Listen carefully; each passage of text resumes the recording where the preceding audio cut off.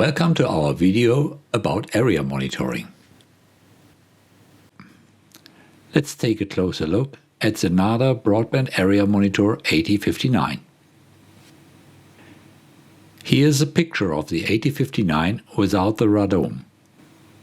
Right at the top is a high-frequency probe. The measurement results from this are processed in the basic meter, saved if required, and then transmitted to the server via the built-in modem and modem antenna. Right at the bottom is a power supply consisting of a solar panel that provides continuous power through the day and charges the buffer battery at the same time. The battery takes over during night, enabling true 24/7 operation. Also, there are further communication ports situated on the underside of the power supply unit.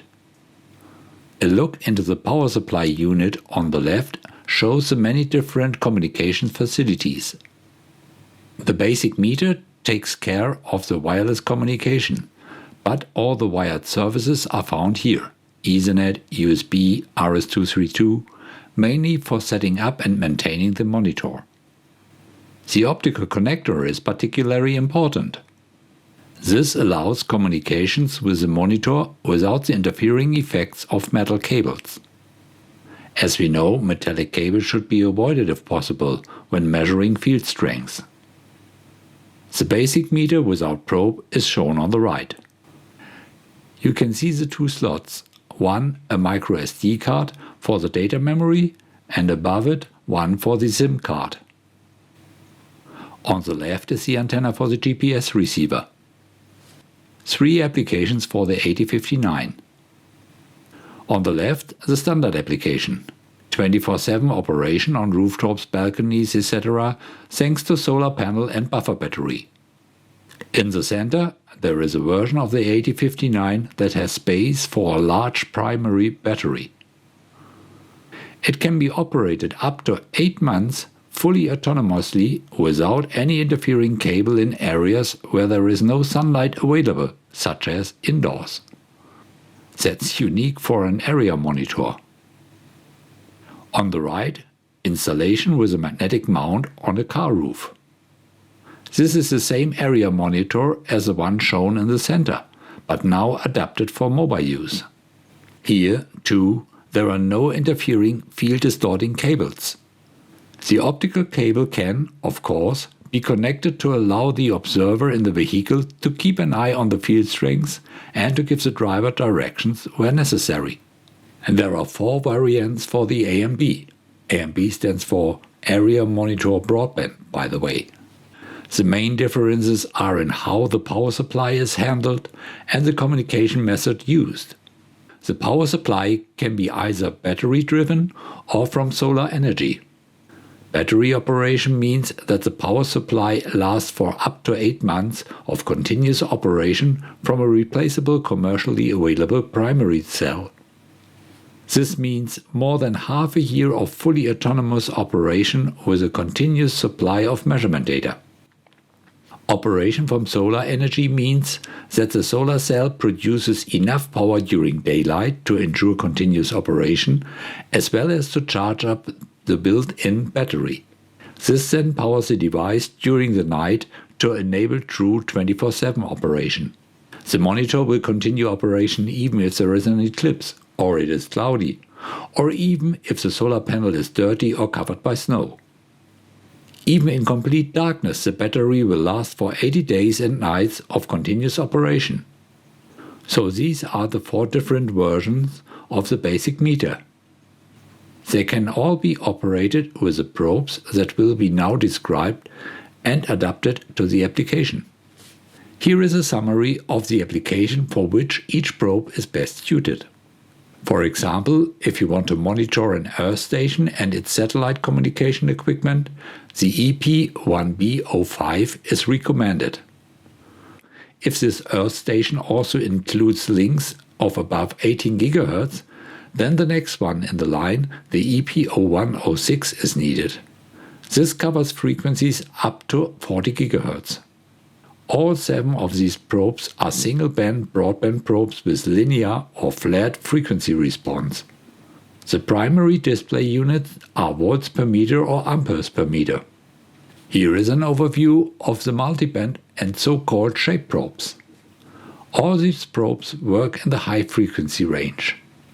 The tri- and quad-band probes can simultaneously measure 3 or 4 bands respectively. These are primarily mobile communication bands. The shape probes are frequency-weighted probes that give a measurement value displayed directly as a percentage of the permitted level of a particular standard. These probes are also capable of measuring the electric and magnetic field at the same time. So, what's special about shape probes? Traditional probes generally have a flat, narrow frequency response and are therefore sometimes called flat probes. The results from them are displayed in volts per meter or milliwatts per centimeter squared, for example. This is a very scientific way of expressing things which are not generally understood outside the scientific community. In contrast, the shape probes display the measured value as a percentage of the limit value. Percentages are well understood, and it's easy to see that the limit is reached at 100%. To make this clearer, let's use the example of bottled mineral water. As required by law, the contents are listed in detail on the bottle label. But these values are of little use for someone who simply wants to know if the water is suitable for preparing baby food. A scientist who can interpret the values would be needed to give a recommendation or advice. Or a simple logo printed on the bottle would be sufficient. So when measuring field strengths, displaying the result as a percentage of the limit value does a job of interpreting the results instead of the scientist. And there's another aspect that's important in EMF. The limit values can depend on frequency. Let's firstly look at a limit value that is linear. A common limit value is 6 volts per meter, which corresponds to 10 microwatts per centimeter square as shown here. If the measured field strength is exactly 10 microwatts per centimeter square, it doesn't matter what the frequency radiated by the transmitter is. It's always 100% of the limit value. So the measurement result from a flat broadband probe is enough to be able to convert the result into a percentage of the limit value. The actual frequency, which the broadband probe cannot inherently determine, is irrelevant to the evaluation. It's different when the limit value is dependent on the frequency, as with the ignored limit values. Let's assume a transmitter that is generating a field strength of 50 volts per meter corresponding to 0.66 milliwatts per centimeter square at the point of the measurement. If it is transmitting at 100 MHz, this would mean that it has exceeded the limit value by the factor of more than 3. If it is instead transmitting at 3 GHz, it would only be using up to 66% of the limit value, so there is still plenty of headroom. The frequency must therefore be known in order to make a correct assessment of field strength against the limit value. The result of a broadband probe with a flat frequency response is insufficient. In this case, a so-called shape probe is a better solution. It too is a broadband probe, and so does not know the frequency. But the frequency response is tailored, so that it is no longer flat but matches the frequency characteristic of the standard. When you use a shape probe, there is no need for tedious conversion calculation, as the result is shown directly as a percentage of the standard. And this works perfectly, even in multi-frequency environment. Here again is a comparison of the measurement results displayed by the two probes. Where the flat probe shows 0.66 milliwatts per centimeter square at 100 MHz, the shape probe immediately shows without converting the value that the limit value is exceeded by more than 3 times. Similarly, the display at 3 GHz for the shape probe straightaway shows that the limit is not yet exceeded. It would not be possible to make this assessment with a flat probe without knowing the frequency. This is the basic schematic of a flat probe. The output signal from the sensor, such as a dipole, is fed directly to the detector. This enables a particularly flat response. The shape probe schematic is different. There is a complex filter placed between the sensor and the detector, which corrects the frequency response to correspond with the frequency response of the standard. What appears simple here is in reality an extremely complex filter that has to reproduce the frequency response of the standard over several decades and up to 60 GHz, a real bit of high-tech. There are 4 different shape probes for the Broadband Area Monitor 8059, which provide a display in percentage of the limit value depending on the standard at frequencies between 500 kHz and up to 60 GHz. The list of standard includes the limit value for the IGNIRP, the Canadian Safety Code 6 and the American FCC. Additionally, the probes capture the electric field and the magnetic field at the same time and can be used for the limit values both for occupational and for public safety. As already mentioned, independence from an external power supply is an important factor for an area monitor that measures electromagnetic fields. A power supply cable to a field strength measuring device is really a no-go. For one thing, it grounds the field strength meter, which should actually be suspended at zero potential and isolated. And it also acts as an additional antenna. The specifications stated in the datasheet will no longer be valid if a power cable is connected.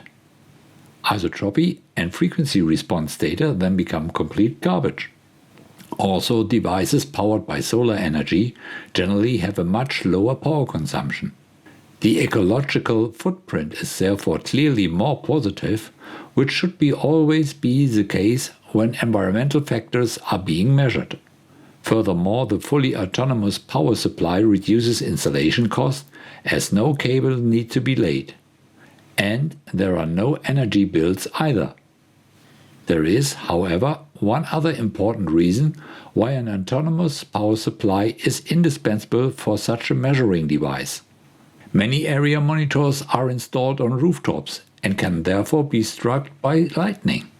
If they are electrically connected to the house wiring through the power supply, dangerously high voltages could be fed into the domestic installation and endanger not only any other technical equipment, but also the user as a result. In many countries, such installations are not permitted unless separate lightning protection measures are taken. Narda area monitors are therefore designed for 100% autonomous operation, for reliable measurement results, a better environment, reduction of installation cost, and the safety of people and equipment. A summary of the Broadband Area Monitor 8059. Narda offers probes for up to 60 GHz for the broadband monitors, which cover all currently existing applications, including the planned 5G station in the microwave frequency band FR2. All probes have an isotropic characteristic and measure regardless of the angle of incidence of the radiation, as is required by many standards. Also, Narda supplies band-selective probes as well as so-called shape probes, which indicate measured values directly as a percentage of the limit value. The portfolio is completed by probes for electric as well as magnetic fields. The 8059 is configured for completely autonomous operation. It can also communicate wirelessly, so measurement results and alarms can be transmitted at any time. It can also use non-wireless services such as USB, Ethernet and, particularly importantly, optical cable for communication. The area monitors are, of course, ITU compliant, and there are now more than 5,000 installations across the world. This was a short introduction into area monitoring of electromagnetic fields. There are more videos available on our YouTube channel regarding instrumentation and realization of area monitoring networks. Thank you very much for watching and stay informed by our news ticker. Bye bye.